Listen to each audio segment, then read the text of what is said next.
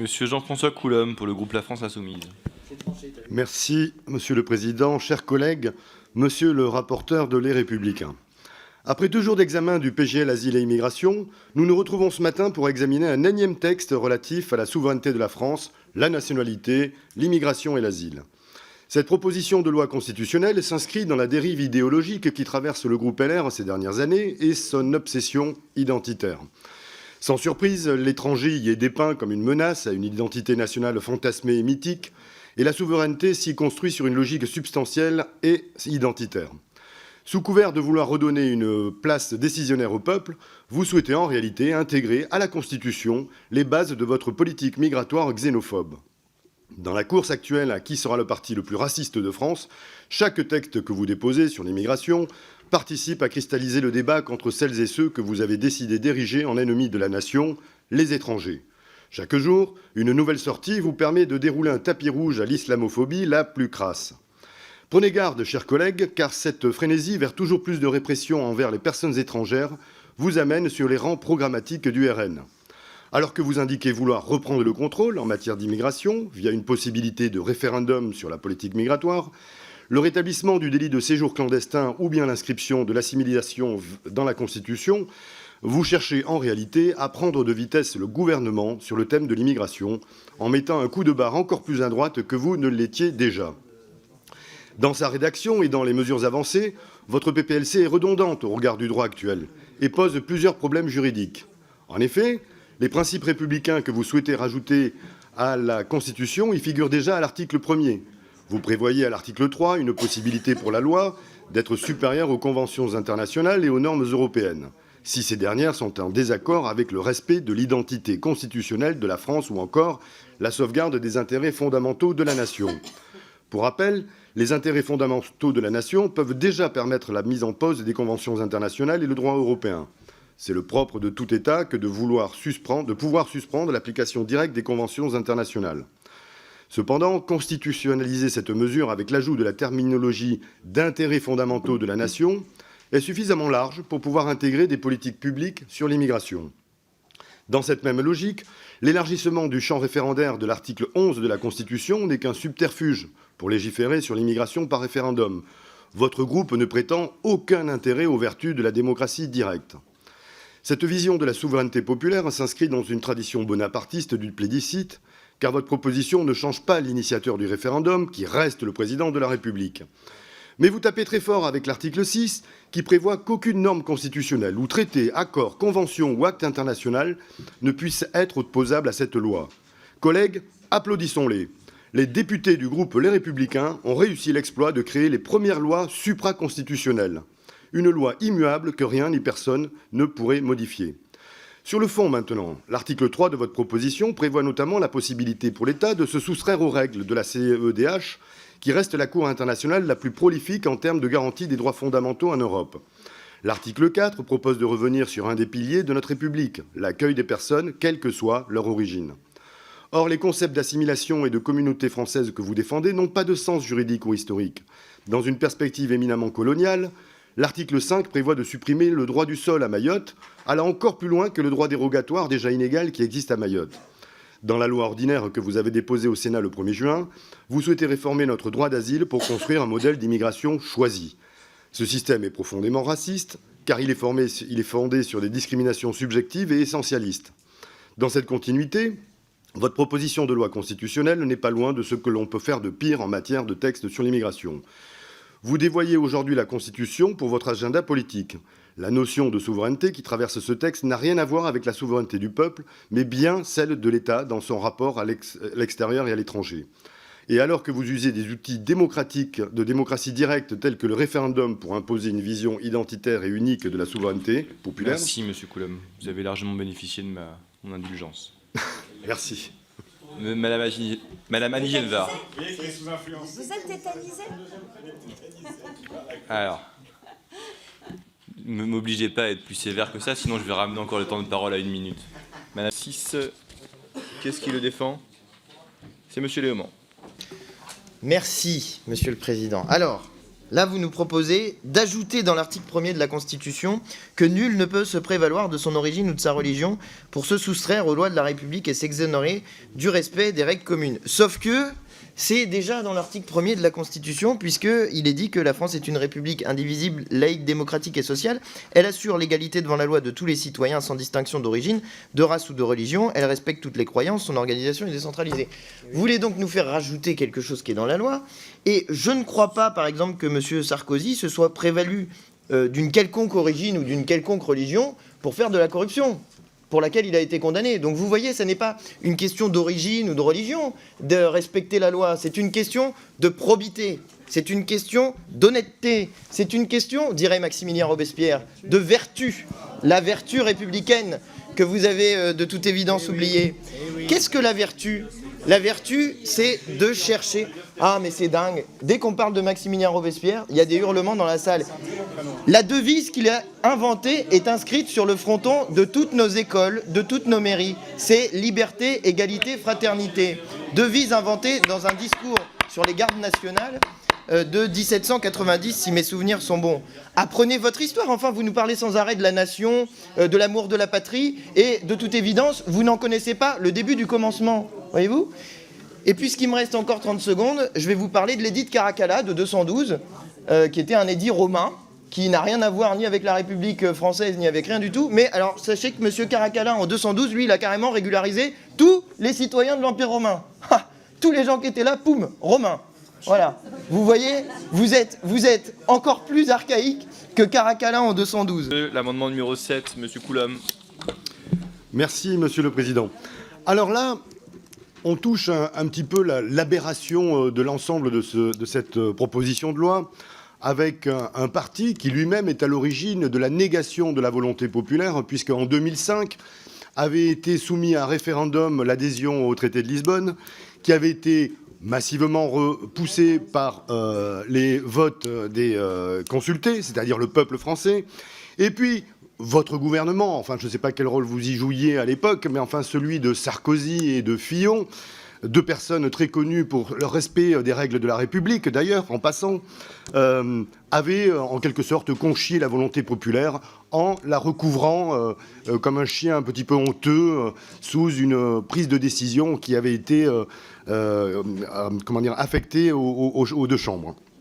Donc, vous voyez, là, vous demandez maintenant que soit étendue au champ référendaire de l'article 11 de la Constitution la possibilité de traiter de la question de l'immigration et de l'asile, mais sans vous en prendre, par ailleurs, au fait que c'est une prérogative présidentielle. Donc on ne change absolument rien dans votre dispositif.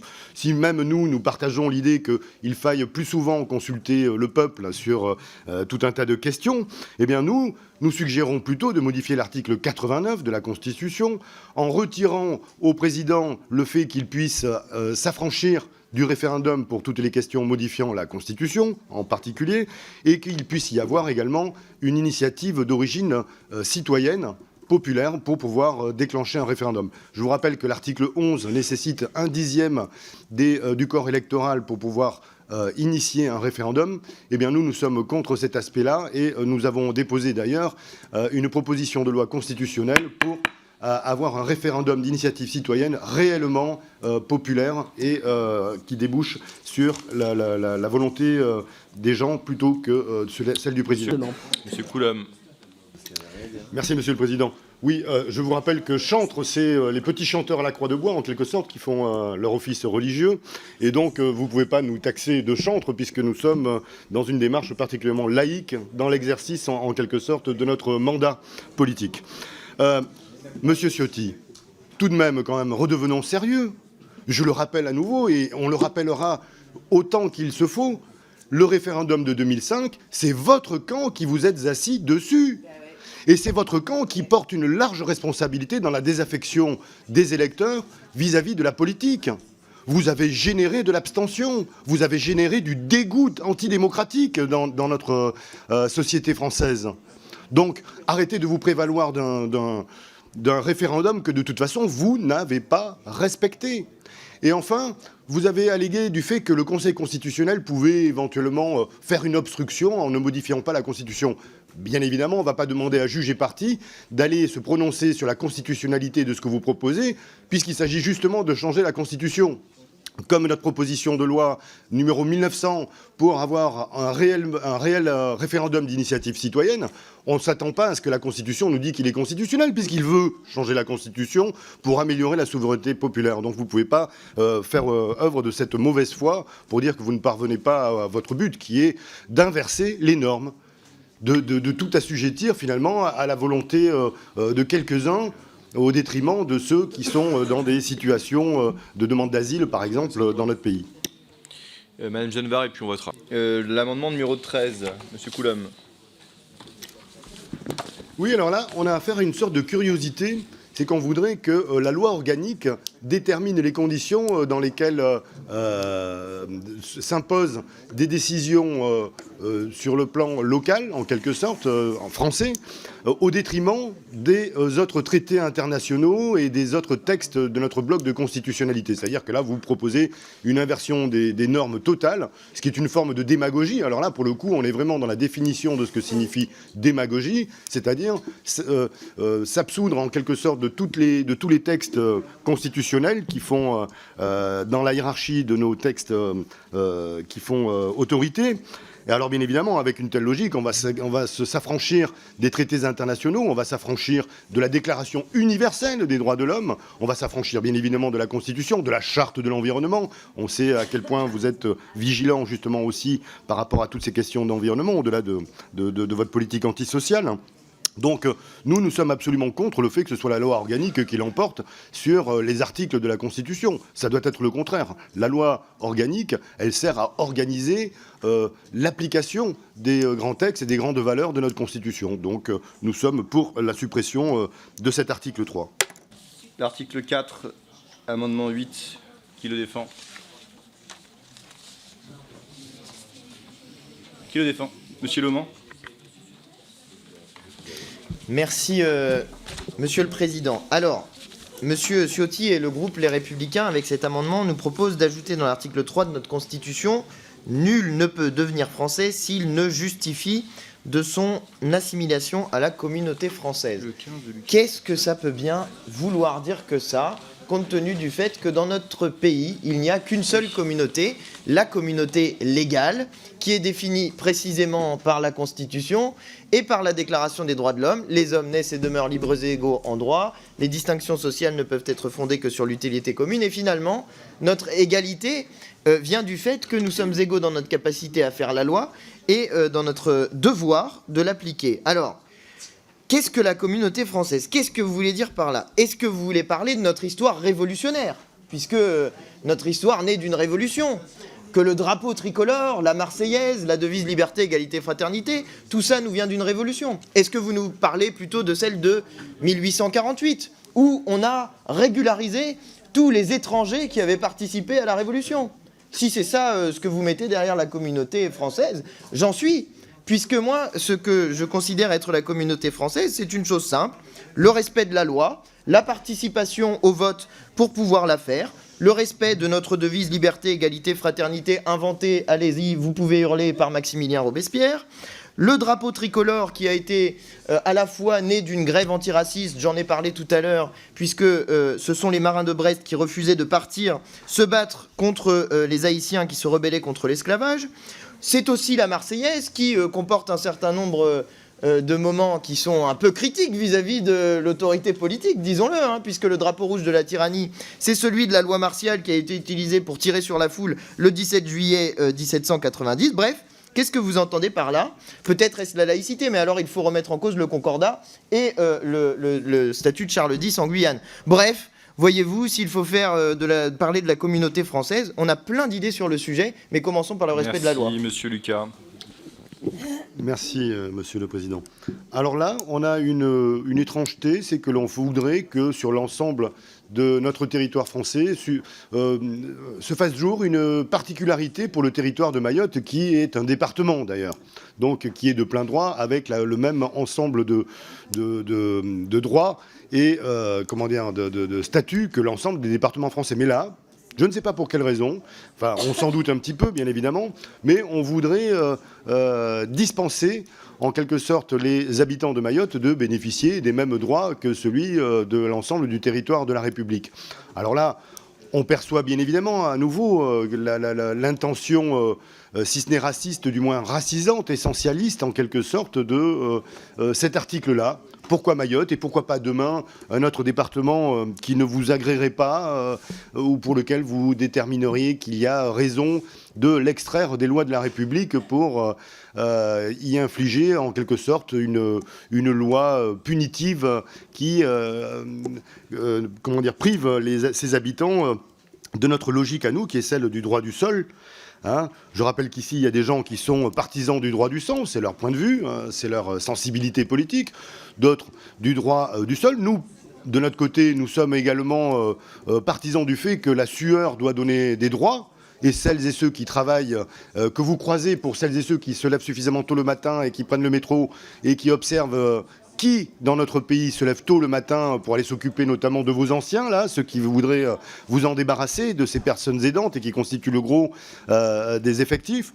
Eh bien voilà, nous sommes, nous aussi, pour le droit de la sueur, et nous sommes pour que l'ensemble des droits de la République s'appliquent sur l'ensemble du territoire et qu'il n'y ait pas de particularité pour tel département, parce que les gens qui y vivent ne vous plaisent pas plus que ça. Et enfin, Monsieur Riemann. Merci, Monsieur le Président. J'aimerais juste rappeler, faire croire aux gens aujourd'hui que le fait qu'on va enlever le droit du sol à Mayotte va régler le problème qu'il y a à Mayotte, pour moi, c'est totalement scandaleux de faire ce genre de raccourci-là. Ce n'est pas ça qui va régler le problème qu'il y a à Mayotte. Et toutes les personnes qui s'intéressent par ce qui se passe à Mayotte savent quel est le problème de Mayotte. Le problème de Mayotte, c'est au départ la situation politique par rapport aux Comores, et que la France ne règle pas depuis des décennies, pour ne pas dire plus que ça. Le problème de Mayotte, c'est que Mayotte est toujours, effectivement, Madame la collègue Youssoufa l'a rappelé, est gérée à la marge. Mayotte n'a pas droit à l'AME, Mayotte n'a pas les mêmes minima sociaux, il y a un tas de choses que Mayotte n'a pas droit, alors que Mayotte devrait avoir droit. Je rappelle que Mayotte, depuis 2010, c'est un département français à part entière. Et le scandale, il est là aujourd'hui. Est-ce que Mayotte a les moyens mis en place par l'État pour lutter par rapport à cette situation? La réponse est non. C'est ça le véritable scandale de Mayotte. Et ce qui se passe à Mayotte, à différents niveaux, à moindre mesure, se passe de la même façon dans les autres territoires d'outre-mer. Et le vrai problème de fond, c'est la gestion de l'État avec les territoires d'outre-mer. Donc arrêtez de vous vouloir faire croire que c'est le droit du sol qui est pour la Mayotte. Et quand les gens veulent venir sur votre territoire, ils viendront. Qu'il y ait droit du sol ou pas, ils viendront quand même. Il y a des pays qui ont érigé des murs, les gens passent quand même. Donc donnez les moyens à Mayotte, les moyens que Mayotte doit avoir droit en tant que tel, et rien d'autre. Et c'est là le scandale qu'il y a aujourd'hui au niveau de l'État, et rien d'autre. Donc cet amendement-là, moi je voterai pour la suppression de cet article, parce que c'est pas ça qui va régler le problème de Mayotte. Et si on veut régler le problème de Mayotte, je vous demande solennellement, les collègues, de faire en sorte que les minima, les droits, tout ce que Mayotte a droit, s'applique instamment. Merci. Alors, sur les... Donc, il s'agit de supprimer cet article qui vise à constitutionnaliser les quotas et par nationalité. Nous sommes sur un texte raciste et je veux revenir sur ce que j'ai entendu au tout début de la part du Rassemblement national qui stigmatisait les étrangers en fonction de leur nationalité, s'ils étaient européens ou s'ils venaient d'Afrique. Moi, je tiens à rappeler que la droite extrême, en son temps, il n'y a pas très longtemps de ça, finalement, a stigmatisé les Européens, les étrangers européens. Je veux parler des Espagnols qui sont rentrés, notamment quand même, le 24 août 1944 à Paris pour libérer Paris. Voilà, c'était des Espagnols, c'était des rouges espagnols que la droite extrême et qui est donc les ascendants du Rassemblement national aujourd'hui, cette droite extrême stigmatisait déjà des étrangers européens. Donc c'est vraiment une question de racisme qui est ancrée dans la droite et l'extrême droite. Monsieur Lucas. Merci, Monsieur le Président. Bon, on parle de frontières. Et M. Ciotti nous dit « Ah, mais vous voulez laisser entrer toute la misère du monde, vous les insoumis, etc. etc. » C'est pas ça qu'on vous dit. On vous dit « Il y a des gens qui arrivent sur notre sol. Et si vous êtes des Français dignes de ce nom, ce qu'il faut faire, c'est les accueillir dignement. Du coup, les frontières peuvent avoir une utilité parce que quand les gens arrivent, si vous les accueillez dignement, eh ben, vous faites en sorte qu'il y ait un accueil qui soit correct. Mais puisqu'on parle de frontières, quand même, c'est assez étonnant. qui supprime sans arrêt les frontières? C'est quand même vous, les libéraux. Mais sur quel point? Sur les marchandises et les capitaux. Alors ça peut circuler comme on veut. Et au final, qu'est-ce que ça provoque, la circulation des marchandises et des capitaux avec les accords de libre-échange, comme par exemple les accords de pêche au Libéria? Eh bien, c'est justement l'appauvrissement des pays qui sont les pays d'origine de l'immigration. Si vous voulez lutter contre l'immigration, il faut lutter contre le capitalisme, parce que c'est ça qui appauvrit les pays et qui empêche les gens de pouvoir vivre dignement dans leur pays, puisqu'ils en ont généralement. Monsieur Léaumont. Oui, je trouve ça quand même assez drôle de se faire... Enfin drôle, non pas drôle, je trouve ça assez grave de se faire accuser de communautarisme par des gens qui se font appeler gros lardons et qui ont une vision de la France où si on ne mange pas de cochon, ma foi, on ne fait pas partie de la communauté nationale. C'est quand même un peu étrange et nous avons pour notre part une vision de la communauté nationale qui est républicaine, patriote au sens où l'entendaient les sans-culottes, c'est-à-dire défenseur de l'héritage de la Révolution, mais cet héritage de la Révolution, chaque fois qu'on en parle ici, on se fait huer, conspuer. Écoutez, moi, ma foi, vu qu'on a parlé de chansons, eh ben, je préfère celle de Jean Ferrat, Ma France, cette ère de liberté au-delà des frontières, aux peuples étrangers qui donnaient le vertige et dont vous usurpez aujourd'hui le prestige. Ben là, on est en plein dedans. Elle répond toujours du nom de Robespierre, Ma France. Eh ben, je trouve ça... Voilà, typiquement, il y a deux visions de la France. Nous, notre vision de la France, c'est celle qui fait rêver les peuples étrangers en étant la patrie des droits de l'homme et du citoyen, pas celle des gros lardons. Madame Torigna.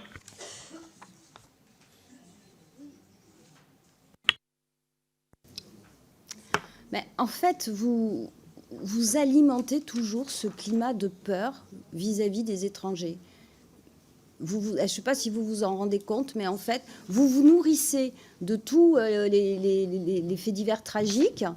Vous alimentez ça en permanence et vous voudriez en fait que tout le monde, toute la population ait peur des étrangers et qu'ils seraient tous une menace, qu'ils constitueraient tous une menace. Et la France est un pays de droit, donc la loi doit s'appliquer.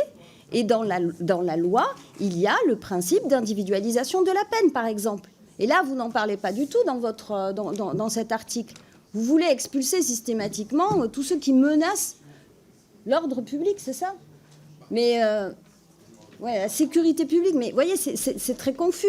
Où est l'individualisation de la peine? Est-ce qu'on est encore dans un état de droit avec votre proposition de loi?